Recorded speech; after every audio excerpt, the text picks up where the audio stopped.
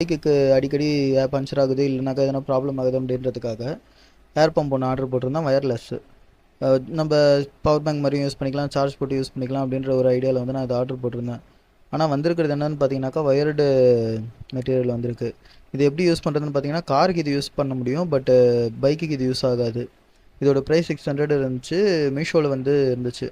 Okay, ரேட்டும் கம்மியாக இருக்குது, ப்ராடக்ட்டும் பார்க்குறதுக்கு ஓரளவுக்கு நல்லா இருக்குன்னு சொல்லி தான் ஆர்டர் போட்டிருந்தேன். பார்த்தீங்கனாலே தெரியும், இது வந்து ஒயர் ப்ராடக்ட். இது நம்மளுக்கு எந்த யூஸுமே கிடையாது. டூ வீலருக்கு இது யூஸ் பண்ண முடியாது. காருக்கு ஓகே தான், காரை பொறுத்தவரைக்கும் ஓகேன்ற ப்ராடக்ட் தான். பட் இது நிச்சயமாக பைக்குக்கு யூஸ் ஆகாது. ஸோ இது வந்ததே வேஸ்ட்டு தான்.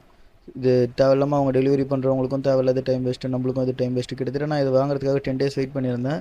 மீஷோவில் ஆர்டர் போட்டால் சீக்கிரமாக ஆர்டர்ஸ் எப்பயுமே டெலிவரி ஆகாது. ஸோ 10 days வெயிட் பண்ணி அதுக்கப்புறமா டெலிவரி ஆன ப்ராடக்ட்டு இந்த மாதிரி வந்திருக்கு.